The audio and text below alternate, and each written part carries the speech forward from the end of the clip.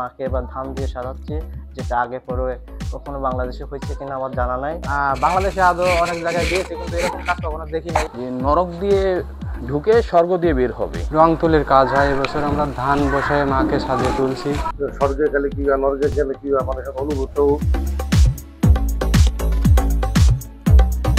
এখানে দীর্ঘ 2.5 মাস হচ্ছে কাজ করছি, 6 জন শিল্পী দিনরাত এক করে। এটা ভোজেশ্বর মশুরা ঘোষপাড়া। এখানে প্রতি বছর মা এই মণ্ডপে আছে, কিন্তু মা এবার নতুন রূপে আসছে আমাদের মণ্ডপে। আমরা মাকে এবার ধান দিয়ে সাজাচ্ছি, যেটা আগে পরে কখনো বাংলাদেশে হয়েছে কিনা আমার জানা নাই, কিন্তু এবার শরীয়তপুরে প্রথম। আশা করি সবাই ভালো লাগবে। বাংলাদেশে আদৌ অনেক জায়গায় দিয়েছে, কিন্তু এরকম কাজ কখনো দেখি নাই। এই ফার্স্ট টাইমে আমাদের এই শরীয়তপুর জেলায় নড়িয়া থানা ভোজেশ্বর দেখলাম। ঠিক আছে, দেখে খুব ভালোই লাগছে। দূর দূরান্ত থেকে লোকজন আসছে, দেখতে আসে, মিডিয়ার লোকজন আসতেছে, ভিড় জমতেছে ভালোই। এটা একটা অন্যরকম থিম। আমাদের থিম হয়েছে 2টা। প্রথম হতো দুর্গা ঠাকুরটা হয়েছে আমাদের ধাম দিয়ে, আরেকটা আমাদের বাইরে যে থিমটা হয়েছে এটাতে আমাদের ধর্ম অনুসারে যে স্বর্গ আর নরক।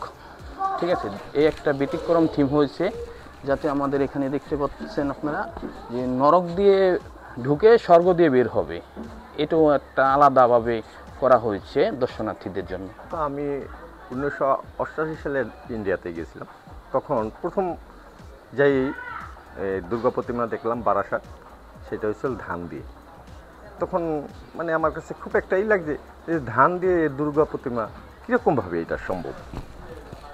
প্রকাশ্য যখন দেখলাম খুবই ভালো, কিন্তু সেইটা এবারে আমাদের এখানে হয়েছে।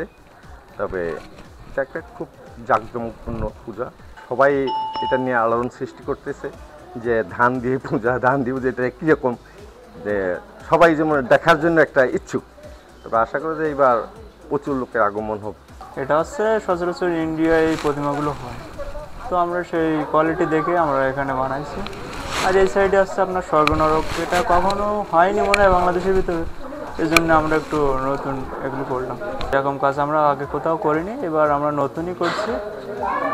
আর এটা হচ্ছে আমাদের আইডিয়া থেকে বের করছি যে এটা তো সচরাচর হয় না, এই কারণে আমরা করছি যাতে করে এটা নতুন হোক, এটাই চাই। সবসময় তো আপনার রং তুলি দিয়েই কাজ করি। যে মেন সেটে আমরা করছি ধানের কাজ, প্রতি বছরের তুলনায় এবার ভিন্ন করার চেষ্টা করছি। প্রতি বছরের ন্যায় যেমন রং তুলির কাজ হয়, এবছর আমরা ধান বসায় মাকে সাজিয়ে তুলছি। তার পাশাপাশি আমরা করছি যেমন স্বর্গ নরক। তার পাশে আছে আমাদের যে প্যান্ডেলটা সম্পূর্ণ কাজ দিয়ে সাজানো হয়েছে, এবং তার পাশাপাশি সোলার কাজও কিছু করা হয়েছে। এই দিয়ে আমাদের পুজো মণ্ডপটি সম্পূর্ণভাবে করা হয়েছে, এবং আমাদের এই কাজটি আর করতে 2 থেকে 3 দিনের ভিতরে সব কমপ্লিট হয়ে যাবে। ব্যতিক্রম মধ্যে আমরা প্রতি বছরই নেয় আমরা ব্যতিক্রম করতে চেষ্টা করি বা করার চিন্তা ভাবনা করি। এবার আমরা আমাদের সোনালী ধান করার চিন্তা ভাবনা করেছি। আমরা সোনালী আঁশ দিয়ে প্রতিমা তৈরি করবো, দর্শককে দেখাবো। আর বৃহৎ ফরিদপুরের মধ্যে এই প্রথম শরীয়তপুর ভোজেশ্বর ধান দিয়ে প্রতিমা তৈরি হচ্ছে। মানে আমরা প্রতি বছরই একটা আকর্ষণীয় একটা কিছু দেখার চিন্তা ভাবনা করি দর্শকের, তারা দেখুক, আসুক, উপভোগ করুক। স্বর্গনরক, আমরা স্বর্গনরক একটা থিম করছি, যে মানুষ এত উপভোগ করুক, দেখুক, স্বর্গে গেলে কি হয়, নরকে গেলে কি হয়, মানুষের অনুভূত হোক, মনে একটা জাগুক। এই জন্য আমরা এটা তৈরি করে জনগণের মাঝে দেখাচ্ছি যে স্বর্গনরক। যে আমাদের হিন্দু সম্প্রদায়ের সবচেয়ে বড় ধর্মীয় উৎসব কিন্তু এই শারদীয় দুর্গা উৎসব, এবং আমরা খুব আনন্দ উৎসবের সাথে কিন্তু এটি পালন করি। এবং আমরা এই মহালয়ার মধ্য দিয়ে এই পুজোর আনুষ্ঠানিকতা কিন্তু শুরু হয়ে গেছে। এবং আপনারা জানবেন যে এই শনিবার থেকে মূলত আমরা ভালো মতো পুজো মণ্ডপগুলোতে যাওয়া শুরু করব।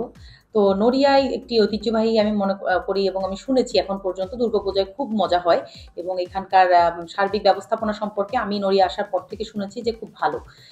তো সেই ক্ষেত্রে এবার আমি খবর পেয়েছি যে আমাদের মোট 33টি পূজা মণ্ডপে নড়িয়াতে পূজা হচ্ছে, কিন্তু সারা ফেলেছে যেটি নিয়ে আপনারা আমাকে জানতে চাইলেন, যে ধান দিয়ে তৈরি করা একটি পূজা মণ্ডপ। সেখানে প্রতিমাগুলো আসলে তৈরি করা হয়েছে যদিও মাটি দিয়ে, কারণ এটাই আর কি মূল উপাদান থাকে, কিন্তু উপরে ধান দিয়ে একটা অবয়ব তৈরি করা হয়েছে যা আসলে একটি আকর্ষণীয়। এবং আসলে কি দেখেন যে পূজা মণ্ডপ কিন্তু অনেক হয়, ঢাকায়ও দেখবেন প্রচুর পূজা মণ্ডপ একটা এলাকায়, কিন্তু সবগুলো কিন্তু সাড়া ফেলতে পারে না। তো সবাই চেষ্টা করেন যার যার জায়গা থেকে ব্যতিক্রম কিছু করার, মানুষের আকর্ষণের একটা ব্যাপার। আর ধান কিন্তু আমরা মনে করি একটা আশীর্বাদ, আমরা দেওয়ার সময় আমাদের হিন্দুদের একটি খুব মাঙ্গলিক একটা বিষয়, ধান দুর্বা দিয়ে আমরা আশীর্বাদ করি সবসময়। তো ধানটাকে আমি মনে করি ওরা যে বেছে নিয়েছে ঠিক দারুণ একটা উপাদান, এবং ধান দিয়ে করেছে জিনিসটা পুরো একটা মাটির একটা আবহ পাচ্ছে এবং গ্রামীণ একটা সৌন্দর্য আমি মনে করি।